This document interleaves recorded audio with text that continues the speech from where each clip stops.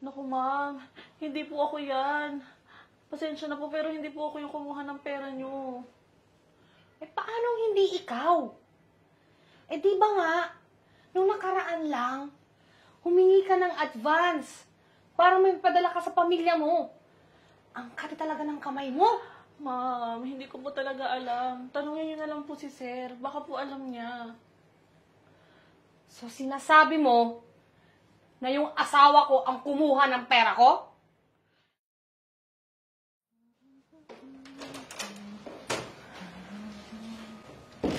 Faith, Yes po, ma'am.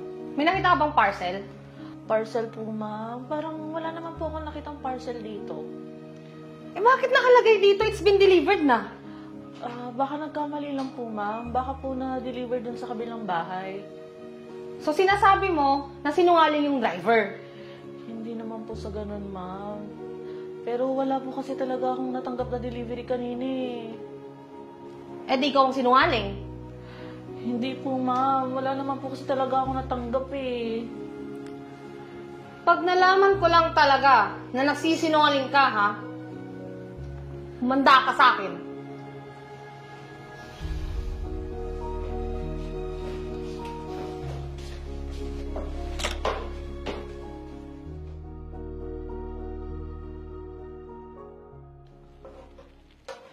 Faith!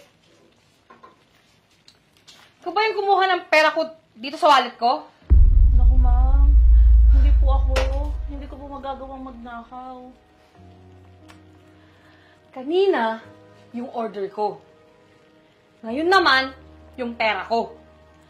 Hindi ka na nakontento, Faith. Naku, ma'am. Hindi po ako yan. Pasensya na po, pero hindi po ako yung kumuha ng pera niyo.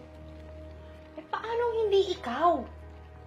Di ba nga, nung nakaraan lang, humingi ka ng advance para may padala ka sa pamilya mo.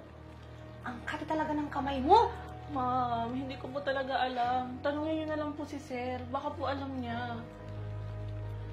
So sinasabi mo na yung asawa ko ang kumuha ng pera ko? Hindi naman po sa ganun. Umalis ka na dito, Faith. You are fired.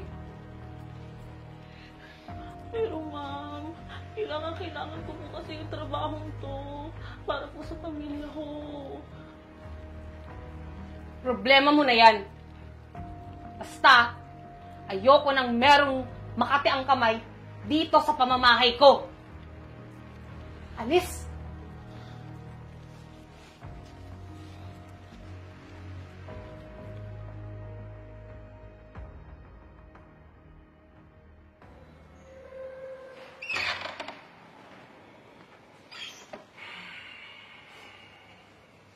Han?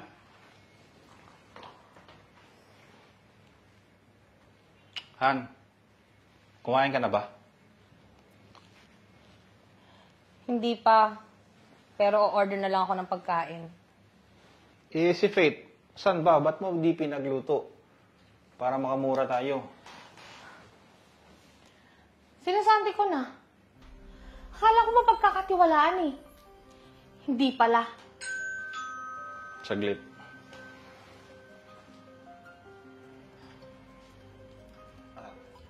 Magandang araw po, sir. Ganang araw. Pasensya na po kayo.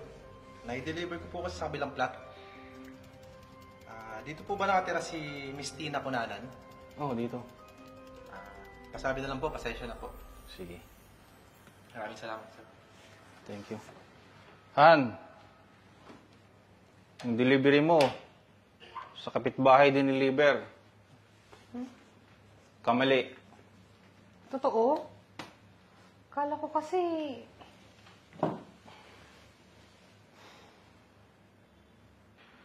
May balik tayo kay Faith. Ba't mo naman sinasante yung bata? Ang bait-bait nun. Kasi, nawala yung pera sa wallet ko. Alangan naman, sinong kukuha nun? Siya lang naman yung nandito sa bahay. Di mo ba na-receive yung message ko? Nahihiram ako ng pera kasi di ako nakapag-withdraw. So, hindi pala si Faith yung kumuha? Bakit naman gawin ni Faith yun? 5 years na siya sa atin. Kung magnanakaw si Faith, noon niya pa ginawa yun. Han, hanapin natin si Faith. Mali ako ng pagbibintang sa kanya. Han, please. Samahan mo ko, hanapin natin siya. Sige. Tara na.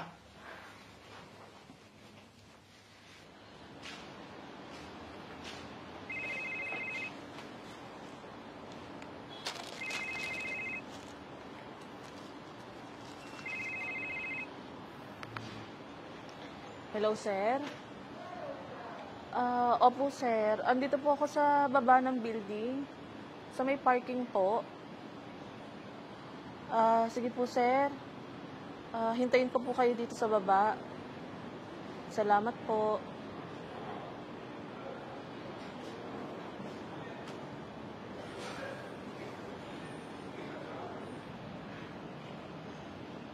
Faith, mabuti naman at sinagot mo yung tawag namin. Opo, sir. Bakit niyo po pala ako hinahanap? Sinasante na nga po ako ni madam. Faith, sorry. Sorry ha kung napagsabihan kita.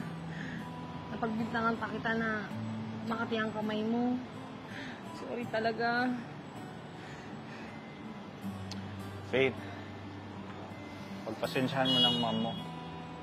Kasi minsan padalos-dalos yung pinagsasabi niya eh.